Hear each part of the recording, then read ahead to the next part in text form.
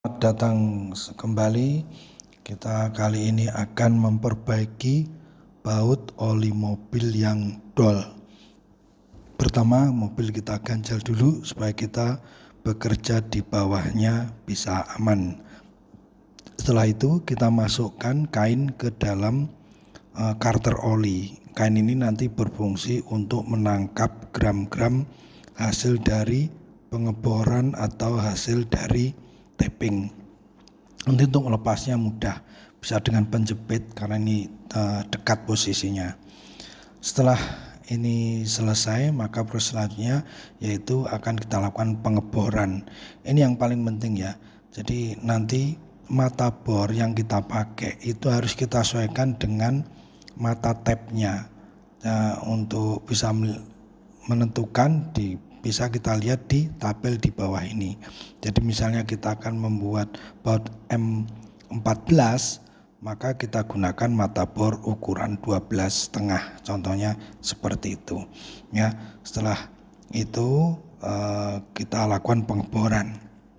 Setelah pengeboran selesai, maka selanjutnya kita lakukan proses tapping.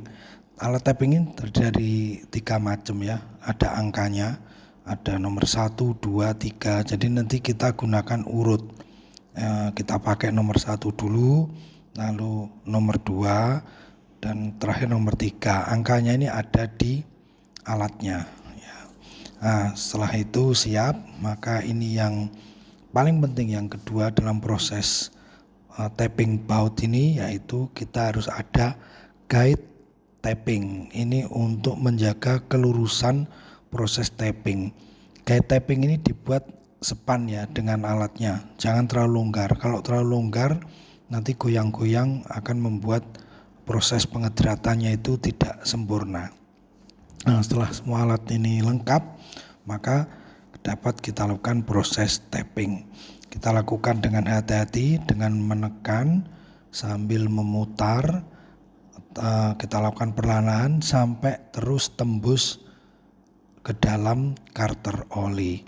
Nah, setelah tembus itu maka dapat kita lepas, dan untuk selanjutnya kita gunakan mata tapping yang kedua dan yang ketiga seperti yang tadi kita sebutkan. Dan kalau sudah sampai yang ketiga, berarti nanti proses tapping itu bisa selesai.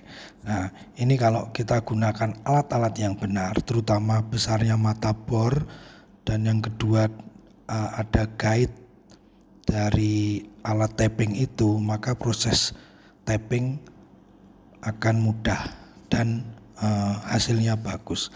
Nah, setelah ini selesai, maka proses selanjutnya kita tarik kain tadi yang kita masukkan untuk mengeluarkan gram-gram yang tersisa.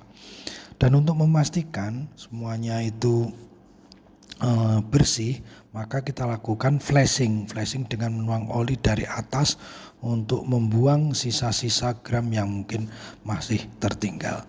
Demikian proses perbaikan dari baut oli mobil.